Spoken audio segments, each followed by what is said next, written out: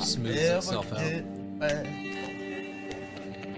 tell you what I'll do. If I ever get back, I promise to refabricate you. I'd like to introduce you guys real quick to our special guest. Just had him come into the room. Everybody, please welcome Tom Thummery.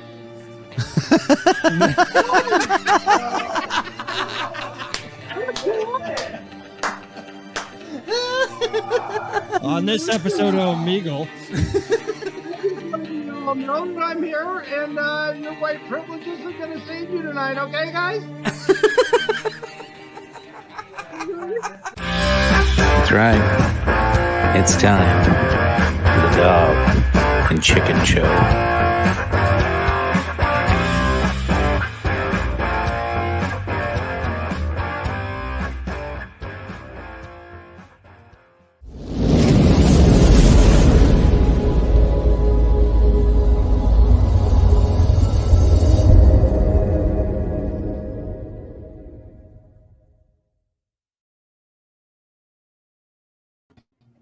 Welcome back, ladies and gentlemen. This is episode 94 of the Dog and Chicken Show.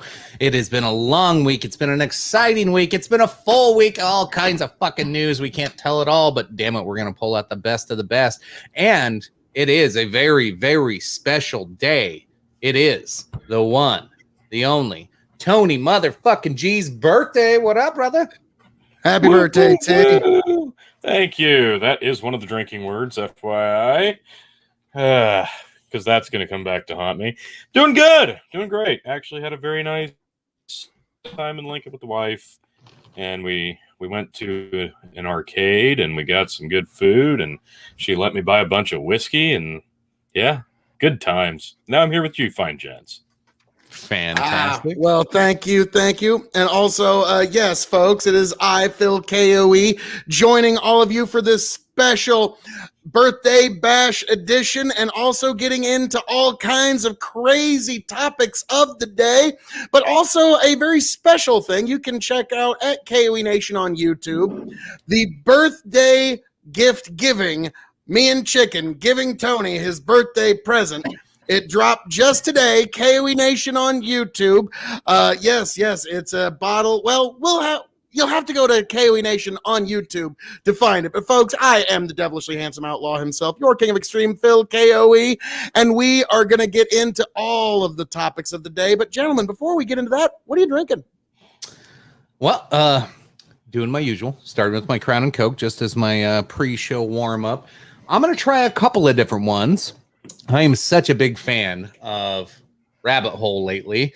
We tried their rye once again.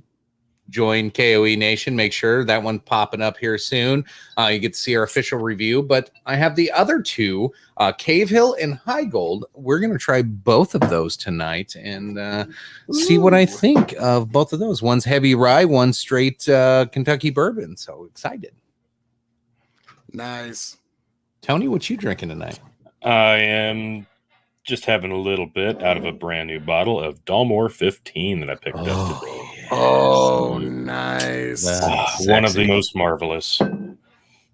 That is one of my the most fave. amazing.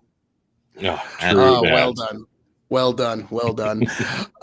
So the Dalmore fit and me, I've had a rather stressful day, so I'm getting into something that I like, and I have a half Russo pour here of TX blended whiskey. Going with the Russo pour reference from good buddy on the whiskey page there on Facebook. Just I'm teetering on alcoholic, but I want to brag about it. That's what that is. Yeah. But yeah, half Russo pour just doesn't look as good as a full Russo pour, though. Well, yeah. No, but I'm also not going to do one of those, because what I call the Russo pour is the, hey, look at me pour. It's like, hey, look at me. So to me, half pour of some good whiskey. It only burns a little on the way down. I think that's a necessity. Folks. But yeah, Fair so enough. that's what I'm drinking this evening. Is one of my favorites, and actually the 2020 whiskey of the year and the current whiskey of extreme. Nice. All right, drinking words. NCAA. Of course, we're going to talk about that. Birthday. Jello pudding pops. I wonder what that's about. Tattoo. And if Tony's kids interrupt the show, what the fuck's tattoo about? Drink. Why is that on there? Tattoo. We'll get there. Okay, you must have a surprise story for me. It'll click. I'm sure it'll click at some point. Awesome. Well, let's jump right into it. There's all right, a that's all ton we of got stuff. for you guys. Good night. Yeah. Hey! There's a ton of stuff to talk about. We picked out 4 or 5 good ones. But let us know in the comments if there's something else you want us to pull up.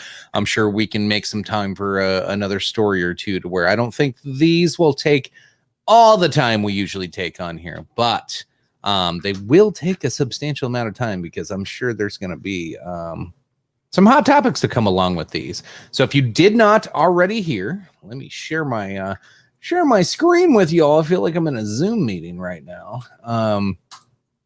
There we go. Bill Cosby released from prison after court overturns conviction. Supreme Court in Pennsylvania overturned Bill Cosby's indecent assault conviction on Wednesday. The High Court tossed the comedian's conviction for assaulting Andrea Constant because of non-prosecution agreement Cosby had with a prior prosecutor.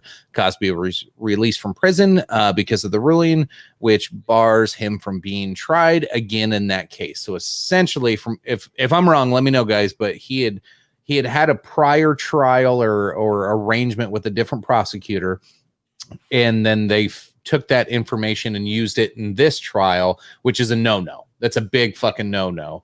And I believe it was a civil suit into this suit, so that's an even bigger no-no. I'm not a lawyer. I'm just interpreting some of what I've seen, read, and heard. No, I think you're right. I think you're 100% right. They essentially needed desperately to make an example of him, and they wanted to. I mean, regardless of your thoughts on him or not, I personally think he's a very creepy bastard, and I don't doubt most of the shit that they said about him is probably true. But the way they went about it, they were so desperate to lock him up and throw away the key as quickly as humanly possible to set some sort of precedent that they cut some corners, and they kind of made some offers and some promises, and they really just wanted to hear him say the words, yeah, sure, I'm guilty. Why not? I'll take a lower sentence. And then they used that to get the sentence that they actually wanted. Therefore, we have an overturn. Yeah, Phil actually had a good prediction on this way back on the Dog and Chicken Show. Episode fucking 20? It was the first or second one you guys had me on, and you just mentioned Bill Cosby in passing, and I just kind of just snapped out immediately, like, oh yeah, Bill Cosby convicted based on no physical evidence, by the way. Enjoy your system of justice in 15 years, America. I'll never forget that one. And so yeah, I'm pretty sure we also said in some Jello pudding pops. Drink. What about the Kodak film? So yes. No, yes, Bill, we just need you to be silly around the Kodak camera, Bill. That's what we need you to do. Yeah, I don't know about this, Tyler. The belt looks okay in Iowa. Looks okay. You're right. It looks okay in Iowa. It looks fucking fantastic on my shoulder, though. Way better back here. False champion. They will never accept me, and that's fine, because I don't have to accept them. Well, that's all right. Yes, it'll sit right here in arm's reach in case I need to rub it in anymore throughout the show. Yeah, you do that. You hold on to that as long as you can, because as soon as I get it, I'm never giving it back. Anywho, so Bill Cosby, piece of shit for innocent man. What's your take, gents? Oh, okay. So, a couple of things with this. And this is probably more base than what you think it might be, but this whole thing kind of opened my eyes and reminded me how shitty our judicial system is when it comes to people with money and people who don't have money. Because for every Bill Cosby that gets off on shit like this, which almost it's like a Michael Jackson thing. It's 99% of people are like, yeah, he's probably guilty of something. We just don't know necessarily what, but yeah, he's probably fucking guilty. But he's 80. He's not going to harm anybody again. Like, there's all these weird fucking conversations going on, but I'm like, oh no. The only reason this dude got off is because he's got a lot of fucking money and these lawyers fucking could afford to get him off. There's a whole bunch of people that are innocent, that are poor and can't get off, that are sitting in jail right now. So it's just, it makes a mockery of the whole judicial system whenever anything like this happens. And it, to me, that's what upset me the most about it. Like, I could give a fuck. I'm not going to die on the hill for Bill Cosby or anybody really, but for every Bill Cosby, there's probably 5 innocent dudes that can't get away with can't get out of jail, other than rape and drugging women. Think he's innocent. Thanks for that one, Brandon. Thanks, Brandon. Excellent. Other than like the really for the R word. Yeah. other than the really bad stuff, yeah, totally sweet. But Yeah, to those me, are the things he did wrong. Yeah, I don't think he ever once cut corners making a big bowl of Jello pudding. Drink. So like I've often said, like when it comes to Bill Cosby, he is either, and it's funny, me and my daughter were actually talking about this just yesterday. We were actually talking about, it just came up. And I said, he is either egregiously sinned or he has been egregiously sinned against. There is no middle ground here. Either he has done something horrible or people have bared false witness against him and they have brought him down. Now, what I did also say, and this was just my advice to the little one, is okay, older man inviting you to come up to his apartment at 10 o'clock at night to talk about your acting career. That's kind of the oldest trick in the book. You open the man trick book, that's page 1 right there. So don't fall for the oldest trick in the book. Okay. Hey, Phil, are you free this weekend? Why, chicken? Well, I want to talk about your podcasting future. Really? I really think I can help you out and hook you up with some folks. And you might have to drive over to Iowa and No, Don't do it. no. maybe even bring a couple of those nice bottles of Dalmore with you. And No. I'm only coming if Tony comes with me as a chaperone. even better. Oh, Yeah. no. Let's do it. Okay. What did I? All right, let's not. What did I let's do? not take the whole episode right now because we already know where Yep. this one's going. Enjoy the final Coming episode of the soon, Dog and folks. Chicken Show, folks. Yeah. Yeah, we got plenty of footage of us being drunk and doing stuff we probably regretted. Heavily edited, coming your way. Speak for yourself. But no. I think you're partly right in that he's either been egregiously, wronged or he's wronged people. Either way, I get the whole vibe and the entire all the allegations against him, right? Like maybe they're not all true, but that's really not what this is about. It's not about why it's overturned. It's not because he's innocent. It has nothing to do with his innocence. It's all about how it was bumbled into getting him thrown into jail as quickly as possible. That's what this is about. It has nothing to do with his innocence. I don't know that I don't believe that he's innocent. I just don't. I think that they just fucked this up from the get-go and they wanted to shoehorn it in quickly. And that's the main story here because we're never going to be able to prove his innocence. It was kind of like what they did to Derek Chauvin. Yeah. I mean, it wasn't it's rape. not the same Like, crime, it was- obviously, no. but they wanted to make an example. What do you mean by I think that? that's the similarity. It was the Me Too movement, and it was a political and media driven prosecution. Definitely was media driven on the prosecution. Now, most I don't know. At the time, when I think back, I don't think everybody believed that Bill Cosby did that. There was a lot of people that didn't. He's still got a lot of former cast members and stars that still believe him. So, I don't think this was media driven, just like Derek Chauvin's was. But if you listen to I understand. Hot take, sorry. There are a lot of people that defend it, but anytime you've got comedian or actor buddies in the business, it's hard for them to not die on the hill of protecting or defending their friend, right?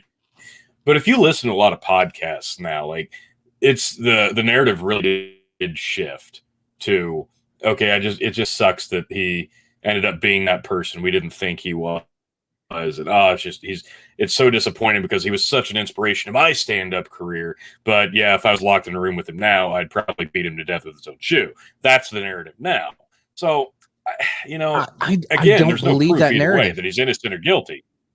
I don't believe that narrative. don't I have bet to. if he That's came not out the with a story. 1 hour, I bet if he gets out of jail. Did you see his little walk on that TikTok video? Really, he did that. Yeah. I thought it was funny as shit. I laughed my ass off. I'm like, oh my God. I was waiting to hear the news that he went to a fucking comedy store and just did stand up for 2 hours. I'm like, if he came out with a 1 hour Netflix special tomorrow, all of us would watch it. Oh, I'd be shocked. He'd have to upload it to BitChute, but yes, a lot of people would watch it. Yeah, it wouldn't even make it to YouTube. Oh no, Netflix will pick that up. Netflix is ready. Yeah. Netflix is probably anything. the reason he got out, just so he can go do a special. You know? Like, who runs Netflix? Rob Schneider? Like, just whatever, just put it out. Like, we don't care. But now, actually, honestly, this was something that occurred to me on my drive home here. I was like, my God, could you imagine? Like, now again, that's one of those ooh moments. But fuck you, you'd click on it if I sent you the link. The moment that Bill Cosby, yes, he is, and Hannibal Buress are in the same room. Oh man.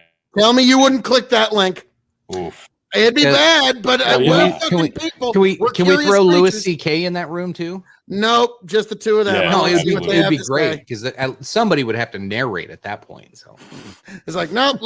That's Tony's like, no, I'm fucking out of that one. There's one of Tony's kids interrupted. There's a little too much rapey in one room. Tony had to get out. No, I mean, you guys don't remember? Hannibal Buress was the guy that got the ball rolling on this whole thing. Yeah. He did a stand-up bit where he did, hey, man, people always, he was giving shit to Bill Cosby because Bill Cosby was like, pull your pants up, black people. I can talk down to you because I had a successful sitcom in the 80s. And then Hannibal Buress goes, yeah, but you're a rapist, Bill Cosby. And that's what he said on stage. And he goes, look that shit up. You'll find more results on Google than you'll find for Hannibal Buress. And so that was the joke that got the whole ball rolling. And again, all this allegedly. Let me just throw one more in, allegedly. For garnish. But yes, but no. So Hannibal Buress, he was the guy that got the whole ball rolling on this whole thing. And so that's why, boy, if Bill Cosby and Hannibal Buress were ever in the same room, I'd like to be a fly on the wall of that particular. Like, I would love to know what those two have to say to each other. You know what I mean? Like, because Hannibal was kind of like, I'm sure it'd be super peaceful. Bill's behind bars, so I'm not counting on ever running into him. So, yeah, now you never know. So that's the one thing. It just occurred to me on the drive home. It's like, boy, howdy. I wonder if those two would have words. So, but I bet Bill's going to just kind of be to happen. He's just not gonna. No, it doesn't. Bill's he's like a gajillion years old, and he's just 83. Gonna tell people get the fuck off my lawn. The fact that he's 83 is why I think Urasama could be correct here. Like, why not at this point? Bill Cosby was released because he's going to run for president in 2024, and he'll be the only one who can beat Trump. Let's see who can grab her by the pussy better. What's that? Okay. Well, that's gonna be the whole debate. Wow. Waka waka. Goddamn, this is a great final episode of the Dog and Chicken Show. Really is. We're nicking this one out of the park. This is great, man. All right, Bill. So Bill isn't blind anymore. I don't know. Who are we talking about? Bill Cosby. Bill. Oh. He mistyped. Okay. But yeah, I didn't know that happens all the time. Yeah, your health starts to fail when you get into prison sometimes. That'll just happen. The stress just overtakes people. So, but now when it comes to Cosby, I was shocked to find out that the state cannot prosecute again. I thought for sure he was going to be released, get to stand on his lawn, and somebody was going to subpoena him and say, back to court you go. Because that's the thing with the double jeopardy is because in Europe, in European courts, even if you get off, they'll just keep trying you and keep trying you and keep trying you until the state eventually gets the conviction that it wants. Right. So it turns into a kangaroo court. But that's why we are supposed to hold our judicial systems to such a high standard of it's their job to prove guilt It's not your job to prove innocence. It's their job to prove guilt. And that's why it's super, super hard to convict somebody of something like that, especially with no evidence, as you mentioned, Phil. I saw one story today. I can't remember what case it was in, but a juror got fined $11,500 for, it was against an ICE employee or whatever, guard or border agent, whatever it is. But because of the picture of his badge, he thought it looked familiar or it looked like something. And he Googled it, did his own research, which is a no-no as a juror. You're not supposed to do your own research. Yeah. He looked it up and thought he found the same one and claimed that it was a white supremacist emblem that was on his ICE uniform. Which it wasn't. It was, I think it had to do with like labor. He was a former labor union member. And so they added that into his badge and it looked similar to a white supremacist symbol. But the judge, not only did that ICE agent get a mistrial because of it, but the judge fined that juror $11,500, which is supposedly the most anybody's ever been fined for such a crime. But yeah, I don't know. Learning a lot about our judicial system and the workings of it. Yeah. Yes. It's always fun when you get into courts. But yes, that amazing poster, that amazing comment there. Yes. KOE Nation on YouTube, the place to be. I'm just not wanting to deprive any of you beautiful people of the video where me and Chicken give Tony his birthday present, which you can find on KOE Nation on YouTube. But Chicken doesn't want to share that with you. He thinks that's just... I already shared it on the Facebook page, so piss off. But with all the beautiful people here. So you'll have to go to KOE Nation on YouTube to see it, folks. Nope. So hey, chat, everybody watch.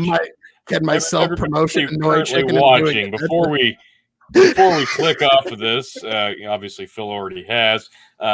Before we click off of the Cosby topic, it doesn't matter. Again, the story isn't whether or not he's guilty. It's that he has been released because of the way he was put in prison. So, do you think he's guilty or not? Does it matter? Do you care? What are your thoughts? Any comments? Pop them in now. He's guilty as fuck. Let him free. That's what happened. That's exactly what happened. Right. Wow. That's like the Bill Hicks joke of like, I'm in the very unfortunate position of being for the war, but against the troops. I love that joke. Like, it leads you down the wrong path. Like I said, like, it's one of those things that unfortunately, because of the time that's passed, these things are unknown and unknowable. And Phil, so, shameless promo down below. You better just chime in. So, if he could do it too, follow me. Yes, the Yanked Up podcast on YouTube. Definitely a great guy, Justin, salt of the earth guy. And if you want to know anything about grilling, Yanked Up podcast on YouTube. Right after you stop at KOE Nation on YouTube and Twitch. Don't forget, and Twitch. Yes, that's. And don't forget to stop by the Revolutionary Wrestling podcast to see your champ in action. Coming up, next pay-per-view, I defend and hold it. I'm going to try to get 3/4 of 2021 being the champion. These guys had small little chunks so far the first half of the year. I got to hold it. The rest of the year just to piss them off, and I'm loving every minute of it. Well, a perfect prediction, and they still don't recognize my brilliance. I think it's time we need to 3D this one. I think it's I think you're right. Yeah. Oh, so Urasama said, I'll let one of you all take it. I think Bill Cosby has a creepy as hell aura. Based on that, I say probably. But if it can't be proved beyond reasonable doubt, dude's got to go free. Yeah, that's exactly where I'm at. Like the detail to the stories and the rumors about the weird. The shitty part is it kind of did get proved, but I mean, it wasn't physical evidence, but.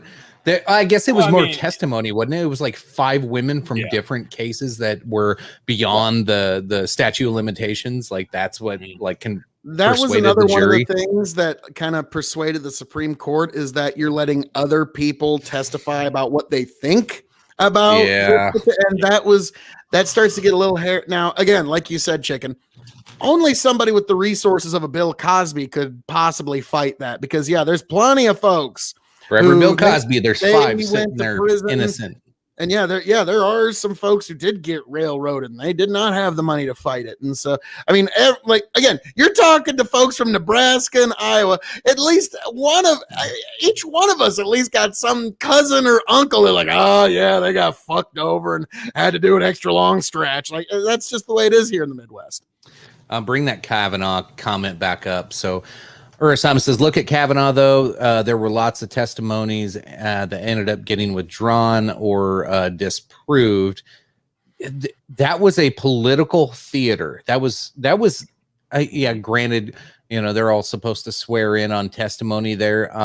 If anything, over the last, I don't know, 8 to 20 years has taught you about our political system and what happens in the House and in Capitol, fucking you name it, any goddamn government building, it's all a sham. It's all a fucking lie. I don't care if you have to swear in or not. It's all there. You get lied. Nobody fucking cares. It's a fucking big joke now. And the Kavanaugh thing was like the fucking marshmallow on top, or the cherry on top, I guess is how kids say it. Are you making s'mores? Yeah, I love s'mores. But yeah, maybe with some Jello. But then you put the cherry on top, circling it all together. Kavanaugh was the cherry on top. It really was. I think Kavanaugh woke a lot of people up to how the U.S. government really, really can go wrong when it comes to politics and when you have that weird like line of elites, politics, and law, and then they all blend together. That was a whole Kavanaugh situation, and none of it made a fucking bit of sense. And you were like, oh, this is just corruption. That one was one of the essential battles of the culture war. I'll never forget this moment. Like, it's when I realized this Kavanaugh thing means a lot more than just one Supreme Court seat, which is pretty damn important. But I'll never forget, I was walking through a gun show years ago. About 2 years ago. And there was this little old couple that had their phones just right up next to their ears, and they were listening. It was just loud enough to the point where I could hear that it was the Kavanaugh hearing.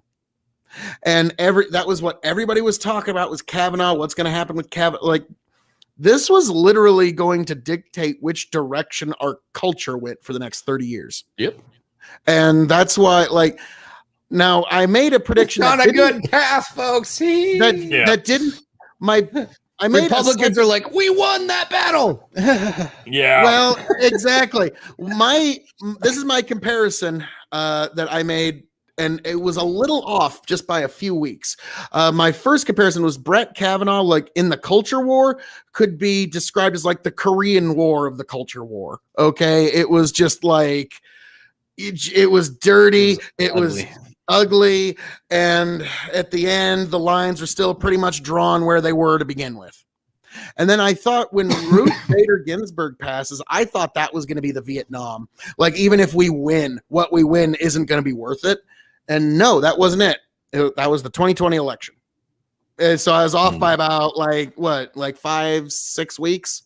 That was what became the, like, doesn't matter which side actually won it, what you fucking win at the end, is just like, oh my god, like, it's been irrevocably changed from what it was before. So that's where I saw those two Supreme Court nominations go. And yeah, Kavanaugh was the one where the left saw as like, shit, this is the one where they might be able to. I think that's where we really saw the fucking gloves came off big time. Like, everybody got in on that one. That was And that was the big shift, I think, in modern American politics. And I'll never forget Ben Sasse of Nebraska. I don't really like a lot of what he says, but that was one moment where it's like, wow, so he's our senator, huh? Hey, hello, crop cover. Drink. How we doing? Drink. But yeah, he said, he got up on stage, or he took the mic and said, well, guys, gals, you know how this all started? This all goes back all the way back to Bork, from when we rejected Bork, Robert Bork, who was Reagan's appointee for Supreme Court. And that was the moment that they used backdoor trickery and a little bit of handshake deals to make sure that he didn't make it to the Supreme Court. And that was the moment everything shifted in Washington, D.C. And it's been just a race to the bottom ever since. It's like, wow. They're going pretty fucking fast right now. They're getting, I'm liking it. Yeah. So, but yeah, the Kavanaugh thing, that was Yeah, we were all there, and that was like the Me Too movement had a lot of traction, and then the Kavanaugh thing was the first point where it got pushed. Yeah, back. me too got whacked up against the head on that one. Yeah, and so that movement never quite fully recovered from that, because that one was just like I said, again, you had that. You had Louis C.K. at that time too, and Louis C.K. kind of. Yeah, I mean, his career kind of took a little kick in the ass, but otherwise, he's still performing and back on. He he's on never YouTube now. From that, He's no, on he YouTube never now. recovered from that. He was he had shows on TV. He was on the fucking a household name in terms of stand-ups. Yeah, he Speaking of The he View, never recovered from that. Speaking of The View, you see Everybody's Megan done McCain's. Did she quit today? I saw a news article They saying should she was gonna resign today. I was like, thank fucking God. They should all resign and never do anything in that line of work again. Because like everybody's like, oh, Megan McCain's contribution to The View. I'm like, okay. There is literally threes upon threes of people that are going to be affected by this. All right, threes of them. Let's move on to talk Speaking about of Supreme Court. Hey, no. That actually is a pretty good segue. No, that's our lead. That's our lead. We're not getting to that one till the end. That's all right. That's the big mama jama, because I know you guys are gonna fucking yell at each other, and I'm gonna enjoy it. Yeah, I saw previews. What I are we saw gonna previews yell of it about? this weekend. I saw previews this weekend. I know where this is going. That's I know where it's doing going. You know where it's going to you. Yeah, we'll Okay. see. Going to election time in New York City. So most people are New York City. Most people are like, what the fuck? New York City mayor election? That doesn't make sense. It's kind of out of time. Well, there's no actual Republican candidates that could win. So this is pretty much the primary to decide who wins the mayor election. So vote count debacle in New York City adds fuel to raging debate about election integrity. What? Some experts express concern that New York's fiasco will further fuel misgivings about elections. Election complaints in Trump contested states are different from the issues in New York City. Whether New York's issues trigger more support for election changes elsewhere remains to be seen. So basically what happened is they all thought this one dude was going to win. I'm trying to remember what his name was. I'm sure it's listed here in the article, but it looked like he was going to win. And then a whole bunch of, guess what? Drum roll. Mail-in ballots come in. And he goes from being ahead 12 points to 2 points. And he was like, wait a minute. This seems weird. What? And then he looks at the totals and goes, wait a minute. There's an extra 135,000 votes in the total. That doesn't make sense. And you know what CNN, MSNBC did? Oh, you sound like Donald Trump. Oh, stop it. You're just mad because you're going to lose. And then what did the New York State Election Commission come out and say? Oh, we fucked up. Yeah, we added an extra 135,000 votes to the total. Sorry about that. Sorry. But it doesn't change the fact that you sounded like Donald Trump, and you should feel bad about that. Oh, it was so fantastic to watch this play out. So what you're saying, Chicken, is just a few strokes of a few keys on a computer added 130,000 votes to a possibly. election? I don't know how it exactly worked, but it happened within a very, very short time span of like less than a day. I'm just wanting to. Oh my! So yeah. There you go, folks. There you go. Now again, like. We would love to get deeper into this, but for risk of being deplatformed forever, that's why I'm afraid highlighting we can only say things in the article, and even then, that might not save us. I'm highlighting Trump has repeatedly pushed false claims that widespread voter fraud led to his loss to President Joe Biden in the 2020 election. Okay. All right. This is from USA It's there. Today. It's in every single USA Today. election article, no matter who the source. It's in every article. We know. It was repeatedly pushed false claims. We got it. Okay. Just making sure. I had to read it aloud because otherwise I couldn't be a reputable source someday, right? Right. Sorry.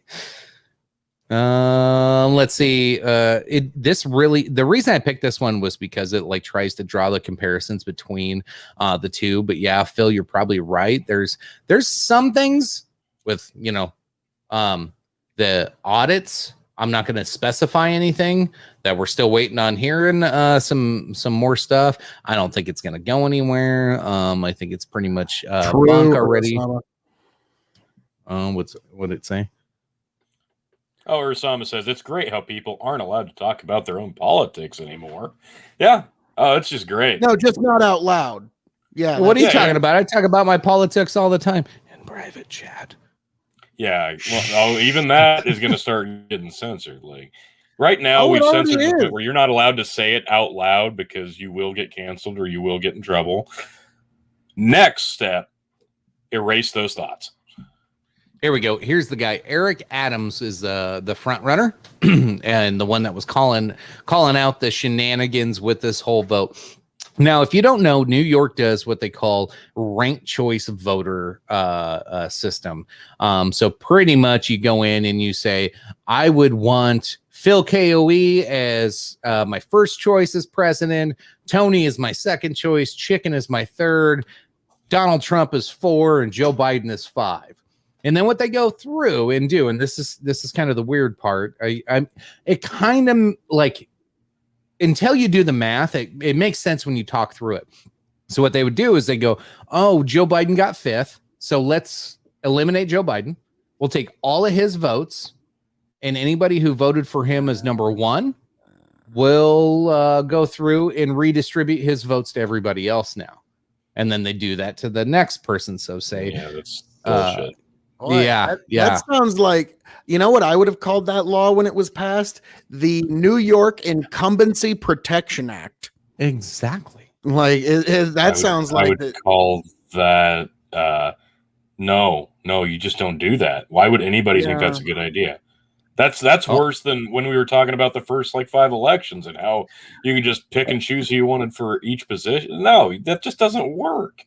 And you wonder at this why stage of the game, at this party stage of rule in politics, some states. how does this even pass? How is that even a thing? How is that not something? That's one party rule? Uneducated voters. This has been my argument for fucking 2 years. Is people are too goddamn dumb to even fucking read an article and go, oh, you could get somebody that nobody likes to be president by just not voting for him. Yeah, that's literally what can happen here. Tony, hang on, I gotta take this one. Urasama says, on the bright side, it might actually allow third-party candidates. Urasama, come on. You know, if there was anything in the law that would ever allow a third-party candidate to actually win, it would be made more illegal than crack late that night or early the next morning. True. All that would have to happen would be Dwayne Johnson running as third party. Still wouldn't happen. He'd have to run as a Republican or Democrat. Well, it would be dependent on who he makes the most fun of. Yeah. And I didn't think he would no, votes I'm dead serious. Win, but that happened. The fucking Rock could run as a Green or a Libertarian or whatever, what have you, and he won't make it. Probably won't even crack 3 states. In New York City, he would win, though. Under this law, he would win. Because the amount of signatures and the amount of work and the amount of money and the amount of effort he would have to put into getting put on the ballot on each state, it's just not feasible. That's why Trump was the third party candidate that rose up through one of the 2 parties. I mean, you guys remember the Reform Party? That was Trump's thing back in the 90s. It was Trump, Jesse Ventura, Ross Perot, and that was the Reform. So Trump was the closest we have and may ever get to a third-party candidate rising to the presidency. If The Rock, who has a shitload of money, let's be frank, and more money, he has Fast and Furious money, which is more money than God at this point. Hey, Rob, he doesn't don't be afraid to shout out the endorsement of Tony G on the Dog and Chicken Show. I didn't think happy of birthday. Dwayne The Rock Johnson for president 2024 as a running mate to Phil KOE. Yeah. You heard it here first. Yeah, I mean, like I suppose I could take The Rock as a running mate. Like, you know, I suppose Just a like, little clout chasing there might work. well, you know, I suppose I could help pull him up, bring him up to my level a little bit as my vice president. Okay, You know, sorry, the kid's Tony, got go ahead. potential. He reminds me a lot of a younger version of myself. So, yeah, we'll I see. couldn't miss the chance to bring that up because I knew. Well, no, I don't. No, I don't Rock- think someone like The Rock would specifically have to be on the ballot. The motherfucker could get a billboard on every billboard from here to California and from here to the other coast. It doesn't matter. He doesn't need to be on the ballot because he's a household name already. All he would have to do is say, "Hey, I'm making Fast and Furious 10. I'm not actually on the ballot, but just fucking write me in." That's a lot of votes right there. yeah, he's he'd gonna get win some several. votes. He wouldn't win any. No, he wouldn't win any states Sure. though. Ah, shit. Happy birthday, Tony! I haven't been able to sit and listen to you guys for quite a while. So, well, Good to welcome see you, back, Heather. Heather. Thanks for stopping in. There's another drink because of that. Yeah. But no, All right. I mean, this is one of those things that's always frustrated me about my good friend Tony here, is that, you know, the third parties, it's a great thing. It's great on paper. It's just in its execution, it never works. And especially in a small state like Nebraska. Ron Where- Paul was the It closest. never works on- because the on- other two yeah. parties won't allow it to work because that Well, would no, just what- mean less what I'm power for getting them. at- We know why. What I'm getting at, Tony, is in a small state like Nebraska, we've had the governor that's sitting in the governor's mansion. His primary was won by less than 5,000 votes. I think it was Deb Fischer's, either Fischer or Sass. One of them is sitting in Washington, D.C. right now by winning their primary by just a little over 1,000 votes. So if you're a registered Republican in a state like this, you have an incredible say on who goes to D.C. And so if you just register as an independent, you're just willfully silencing your voice. And so that's always been a greater frustration that I've had with my good, indomitable broadcast partner, Tony G. All right, we have one of the two kids more interrupted. drinks. One of the Three kids drinks. Now we have 3 drinks. All right, I'm busting into some. We're gonna start with Cave Hill while Tony's got his kids interrupting here. This is a. I'm not gonna read it. Actually, I want to try it first. Damn it! I know Tyler, it's a 4 stop grain. it, God damn it. Stop it, Tyler. Or I'm gonna make you eat some Jello pudding pops. Yep. Oh, damn it. All right. Here we go. Nice, beautiful pour there. That was a nice pop. All right. Let's so back over to our story tonight. New York mayoral race. 125,000 ballots or 35,000 ballots. Okay. Nothing was a hoax. Nothing was a scam. Nothing to see here, folks. It was an honest mistake. Everything's fine, right? Sure. I feel confident with it. Yeah. I mean, yeah. Now the part, yeah, God, yeah. Unfortunately, you can't even get into it. But yeah, it's one of those things that it's constructed in such a way that you really can't audit trail it. My, how convenient. Yes, my how convenient. So, So was it an Drinks that I accident? Yeah, all of All right. them. we have So- some drinks to catch up on here. I Okay. was drinking them at the time, so I Catch wasn't. up, So all we y'all. got that one, and then the 2 from Heather. So Yep, I already had those two. And hello, Melanie. hello. good seeing you, Melanie. Been a while. And then all Better this come- shit from Yanked Up. Oh, wow. Son of a bitch. The NCAA didn't take Tony because he had so many Jello shots on his birthday and got tattoos of his kids. Or motherfucker. Fuck asshole. you. Fuck you. All right, I like how you got a tattoo of your kids interrupting. Phil, shut up. I'm not sure if I'm glad I put this on a ball or What's that? if I should have had it neat originally, because like it's changing every sip. Which one's that? This is the Cave Hill. Nice. Interesting. I usually do my stuff neat first, but What That do you one do? I know you I'm get drinking on a my- lot tonight, so let's go. that's yeah. So Well, Buckle up, let's kids. We're fucking let's- getting crazy. let's move on from the one get us canceled topic, and let's move on to another get us canceled topic. Hooray! okay. This one's if- more of a tragic, unless you got something in between, Tony. Well, that's what I was going to say. At what point do we want to do the everybody's new favorite segment? I worked very hard on it today on the. All right, we're draft. 45 Oh, minutes God. in. We better get it in the first hour. Yeah, here you go. I know All some right. people do have to work tomorrow. We'll get So it. this in. is Get a in. TikTok trend of the week. Yes, it's It's the TikTok our trend of the month, second- apparently. our second. How many drinks to hook up? So All right, here's how folks. this is gonna Folks, go. if you at home want to join in on this, Start so with me, Phil okay. and I sent Tony pictures, and he is going to convert them, and we are going to show them on here and decide how many drinks. And you vote in the chat. Would it take for you to hook up with one of us as the opposite sex? Now, if you would like to participate, send a selfie to Tony G, or you can send it to me or to Big Bucket Entertainment on Facebook, and we will try to convert it as fast as we can and have you join in on Yes. this great new segment. Thank you so much, Tony, for Also, doing this segment. Heather's trying to get Oh, us good all Lord. drunk tonight because she says I actually scheduled another tattoo today and celebrated my daughter's 12th birthday yesterday, and we had virgin Jello shots. Son of a. All right. Thank you, Heather. We missed you too. All right. I just sent you the first one. All right, I'm trying to find my mouse after all these drinks and fucking this It's fucking all bourbon. starting to look really fuzzy. He's got two mouses. It's got a lot going on right now in my mouth. What's happening, That's you guys? There's a lot What's happening. going on? This is pretty good though. This chicken gets It's prepared. different. I should have done it neat.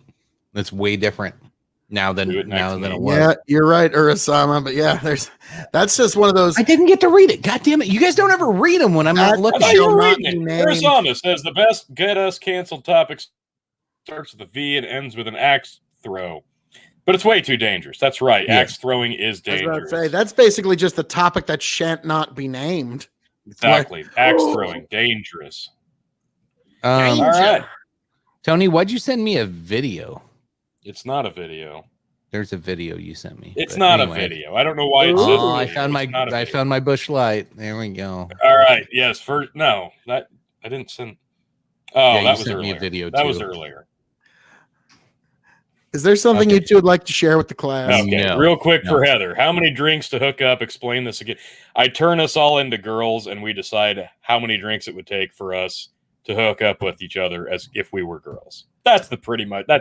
That's the gist of it. So this is Yep. me today. I had just got done mowing my yard and trimming the bushes and hedges and yeah.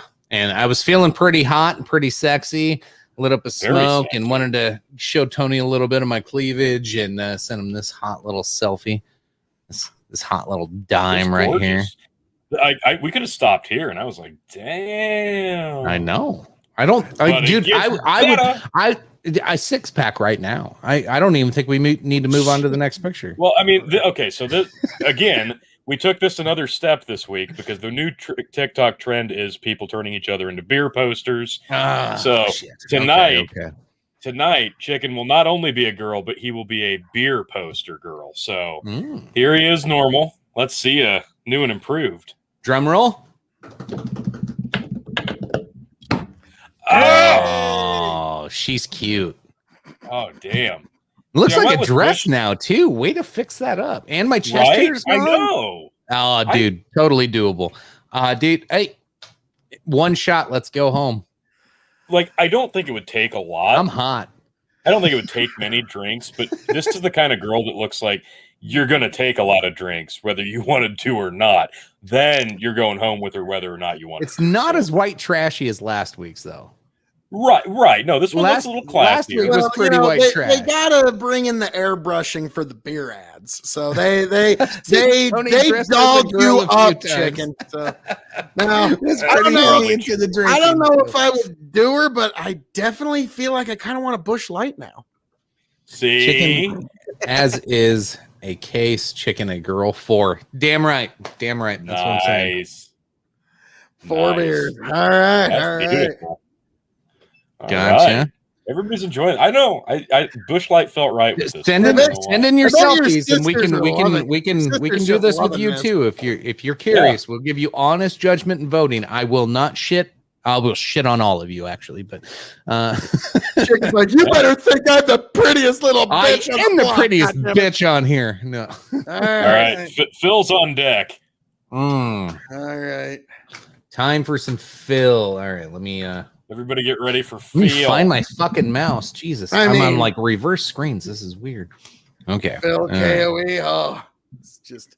Chicken just needs Oh, a I'm Jamie excited. over there. I'm excited to Walk. see Phil. Oh, you got him. Oh, here we go. Here we go. Oh my God. So these are all selfies taken today. So this is fresh. This is This fresh. is fresh This as is it gets here on the dog. this one's kind of All right. creepy. Oh, look at that sexy This- bitch right there. Jesus. -4. I mean, my God. I don't know about negative. Oh, I'm pretty sure I Um, woke up next to that the other day. How do you think I hightailed it out of there so quick? Woo. Oh, well, now let's sit. That's me before I get all dolled up. Now let's see how this I went a goes. little classier Tony- with Phil. Tony Phil, how much did we drink the other night? Oh God, so much Yes. rye whiskey. I have a So feeling much. that's how much it's going to take for this one because I think that's what it took. Well, I went a little classier choice in beer with Phil because Phil's a classy guy. So I went with Stella Artois with Phil's girl poster. So let's see that. All right, let's see it.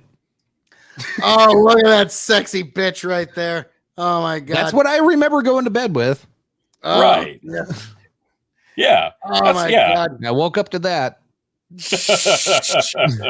She looks like she would give you a great night and then like bake cookies for you before you leave. Kurosawa, you Like- can send them to any of us on Facebook. like I'll give them Stella to Artois, Tony. like that looks like yeah. There's gonna be some extra effort given with that Let's- one. Yeah, let's like, call this look at one that a- sexy Let's bitch. call this at a 7.5 pack. Is You what mean I'm as thinking. oh no? I thought on the No. number scale we were I'm- gonna go on a Okay. number scale 17. I'm just upset because I can't see the body. Like, at least I Oh. showed you. At least I was showing a little chest Yeah. here and trying to like give you a little tease. My cigarette's gone out of my mouth somehow. I I don't know. know. It What's, looks kind of like a tooth. do I have like a snaggle tooth? And then Phil doesn't show any body. Well, I mean, this is the all-American girl His next door complexion, right here. So his complexion I'm is sorry, pretty this good. I mean, look at that sexy Mhm. bitch. So, how much liquor would that need for me? The first one was -4. This one is just like like I don't even need to think about alcohol. Like this is just so beautiful. This looks like the girl in the meme that like. wish I had obsessed Phil's with you. confidence. Oh my God, I know, right? Oh God, Oh. I'm the sexiest bitch around, and don't let anybody tell you different. Oh God, yeah, this is great. All right, we need votes. We need votes in here on how many drinks it would take for you guys to bang Phil. Felina. Felina. Like, Phyllis. Felina. Phyllis. Go with your fit. You know, I think I like Phallus. Felina better. I'm thinking more I don't like know if I can go phallus, to bed with Phyllis. I can maybe go to bed with Felina. That Phyllis is one of is a those no. names that kind of died out like 40 Yeah. years ago. It's a Yeah, no for me, dude. dog. I'm not doing the Phyllis. All right, what do we got for you, Tony? All right, I'm on deck. you're on It's, deck. All right, let me get them pulled good up one. here. It's another home Here's the run. problem. for me. You know, Oh, Tony this spent is like- a home run. Oh, Tony spent like 2 shit. hours doing this. So I know like, Tony's trying to. He gets to make these, so he's like trying to outdo everything. Yeah, it's weird. He knows how I'm a I always sexy look bitch. so pretty. he edits on like Kim Kardashian's tits, and like it's just like Jesus Christ.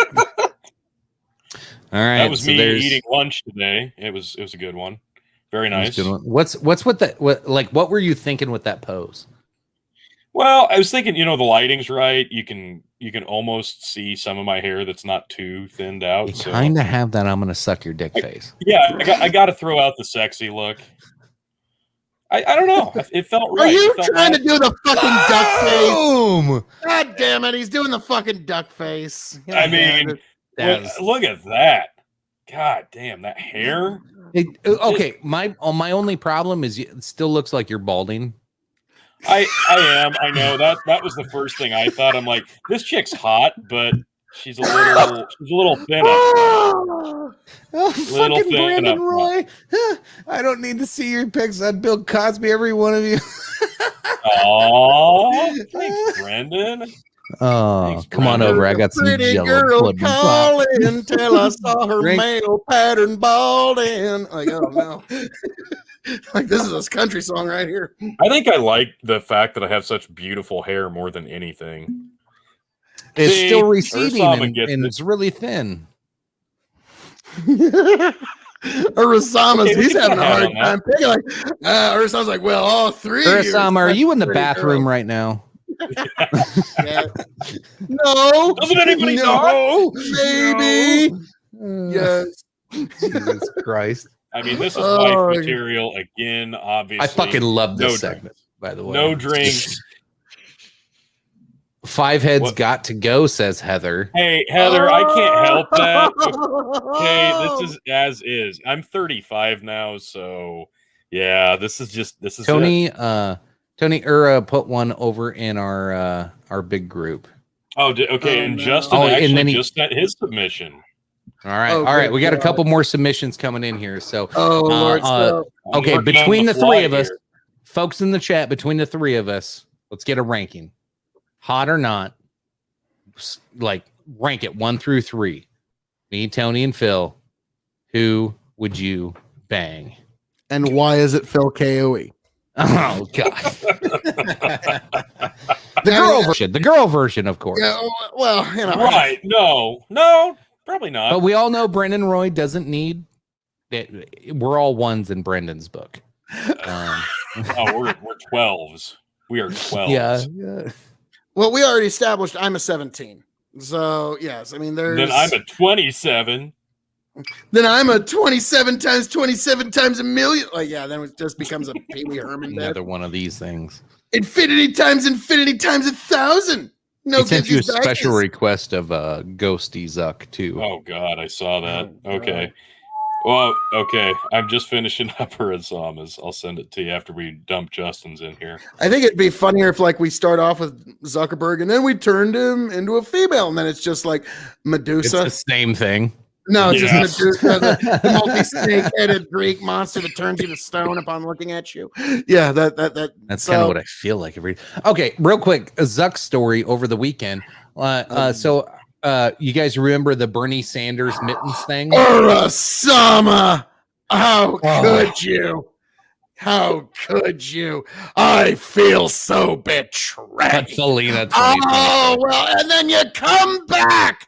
Oh, Okay. the first woman president. Okay, maybe we should have done a marry one, fuck one, kill one. Oh, Jesus.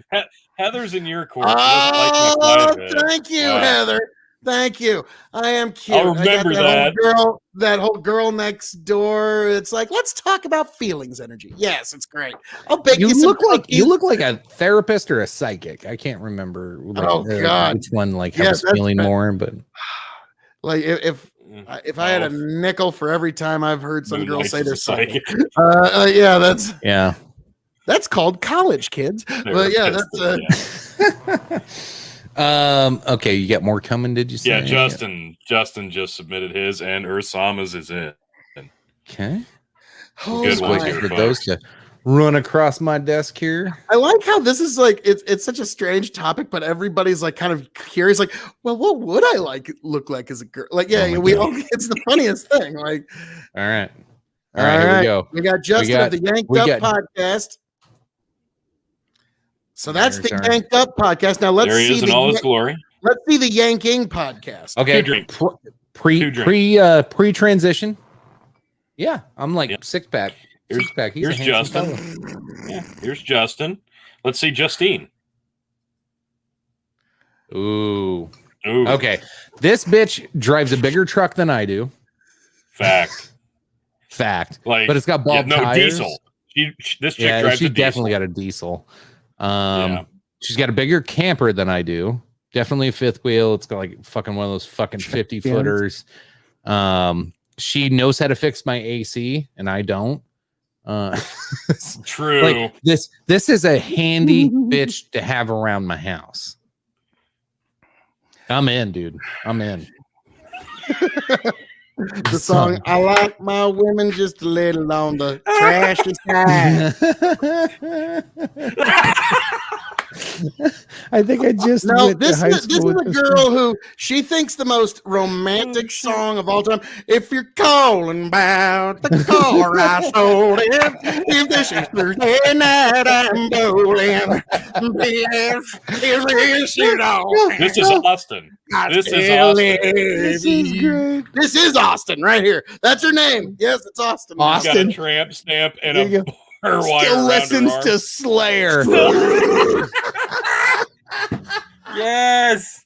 Oh my god. That's what Yes, the you're tramp missing a stamp barbed is. wire. Need a barbed Slayer. wire tattoo as well. Oh my god. Need a couple tribals. I bet she has a tramp stamp that says "fuck you." Like that'll be it. Like not her kids' names. It'll just say "fuck you" on the Trailer lower trash. of her back as a tramp stamp. Oh Lord! So, aren't you so glad you did this, Justin? Or should we say Austin? We haven't had any comment. Oh, there he is. There he is. I was like, I think he took a moment to himself. He's Yeah, so, yeah. He just like Justin had to just set the phone damn. down, walk away, think about life, go over his decisions. Like, how Got did a couple more good ones. how'd I in there land for here? you. One It from seems like one of Urasana. those girls that you'd be like, I'd let her fuck my mouth, and then she fucks your mouth. Like it doesn't go Ugh. well. Tramp stamp is insert here. Oh wow! Nice. Yes. Exit only. I think it's Heather, so you funny trying to that, tell us? No. like, dudes Yeah. always assume they'd just be the sluttiest girl alive if they were. We like, got a it's good like the one. funniest thing. We got a good one from Urasama coming in for Sorry, you. I interrupted Jesus that. Christ. Well, hey. Now, I'm sorry, but if you're rubbing it out to a female picture of yourself, like I think you might have some self-image, maybe a little bit of It's a little excess ego. narcissistic. Yeah, a little Absolutely. little too much ego there. No, don't get me wrong. No, may he or she Guys? is without sin cast the first Guys? stone on this, but no. Yeah, yes, chicken. Calm. Should I go? Yeah, let's do it. Yeah, I should go. I feel bad now. I was in the bathroom for like 2 hours after I sent you that pic. You didn't even have to send me the girl version of it. Oh God. Okay. Anywho, Might be a little this is the egocentric. last episode. Might be a little egocentric if you think the mirror. Oh my God. No, you didn't do that to Bill Cosby. Okay. What the fuck? Okay, we got more coming, folks. All right. This segment apparently never ends. Here we go. Oh, no. We got Urasama. He's out there. With a That's fish. a nice bass. Oh, no. Tony, Nice bass. You didn't replace Yeah. the fish, did you? No, I didn't. No. Okay, No, all I didn't do right. the fish dirty.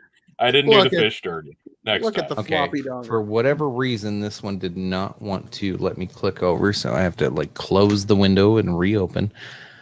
Let's see the new version.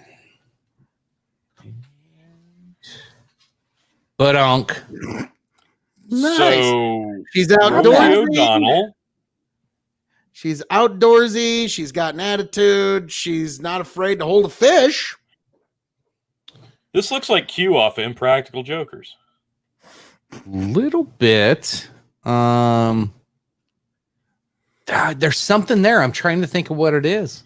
It's the eyes for me, dog. The eyes. Those are bedroom eyes right there. Oh, it's always the mouth for me. Well, Always the Now, mouth. him in or the terms of- First fish? place I go. In terms of how many drinks, I don't know about that, but it would depend on how she prepares that fish. Well, all right.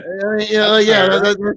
So If we're talking drinks, this is probably going to be several bush lights and some homemade moonshine in a mason jar that's getting passed around the campfire at this very night. Possibly. I love the flannel outfit. I do love the Yes. hat. I love the fishing material. I feel like I could survive in the wilderness with this chick. Definitely. Even with that huge jawline, I kind of feel like even though it's got some feminine facial features, but that huge jaw be like she could take a punch if I get pissed. Like this she woman's re- going to stand up for you. Yes. she more reminds me of like that cousin or that niece who's like thinking about getting a tattoo, and you're trying to talk like, no, you don't need to get a tattoo. You're trying There to you talk go. about it, give them some sense, but Brendan Roy nailed it. gonna feed you and fuck you. Well, you know. Uh, I mean, why do you think mine was baking cookies for everyone? yeah. Very considerate. Oh my God. Wait, what do we got? Date me. I can take I a can hit. take a hit. Oh my God. You like it rough? No. You know how to just make ahead, a girl go ahead, feel like talk she's shit to the that queen guy of the at the bar. I club, can don't take you? Jesus, she could take, girl, you can take a hit. Like, Oh oh, my God. God, that's amazing. That was That's amazing. it. Favorite We need to work on your pickup lines. Yeah. Yeah. It's my new favorite segment. Oh, You could take Oh my a God. punch. You're Jesus pretty. Christ. You're pretty. Did, You did sure you got wanna, a purty mouth? did you want to share the main event on that one? Oh, what is the main event again? Was that the Cosby one? I mean, it just Well, felt right. Cosby. It's topical. Is I it? figured it's a little topical.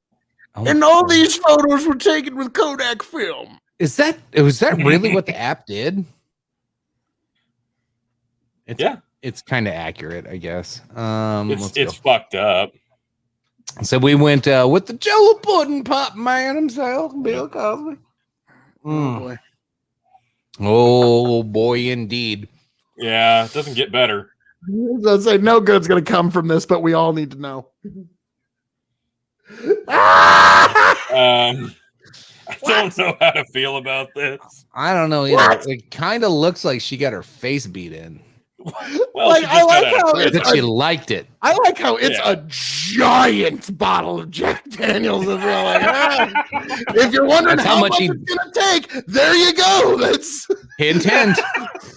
I am not a 5 crook. gallons of Jack Daniels. Jack Daniels just felt right to me. I don't know why. Just it felt right for this one. I am not a crook. I can take a hit. Oh my god! Like that. Like yeah, that's holy hell. It's like it's the awesome That looks powers. like that bottle of you Jack fell Daniels down just got every chucked at his face. You Oh. fell down the ugly tree and hit every branch. Like yeah, it's the Austin Powers Fucking line. balls.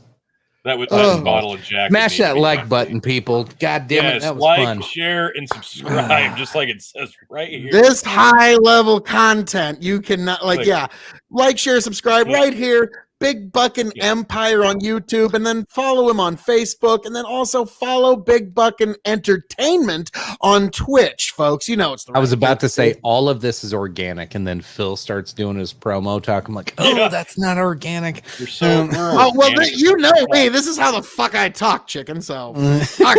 All right, then here we Yeah. go. Fuck all of you fucks. Go to Big Buckin' fucking Entertainment, Big Buckin' Well. fucking Empire, and you'll have a good fucking There time. we got some Fuck. organic. There Phil we needs to go. let some organic frustration out tonight. I love it, buddy. I love it. You need some of that. Let All loose. right. Well, Let it air out. fuck all of you. Ah! All right. So, Man alive. since we're going there, I'm rubbing off isn't on you. it's time to. Well, is there any more transformations? No, Or I no, think there's- that's there's that's a all of our couple- transformations. There's a couple more topics that Oh no. Oh it would man, only have to be one What, drink. Tony? Brandon's Well done, knocking him Brendan. out of the park here tonight, folks. I mean, damn, That is spot on. That's- you just won the comments. Thanks. I was about to say, I mean, you just won comments for the night. Like pent up sexual frustration? Is that what Yep. you're talking about, Yanked Up?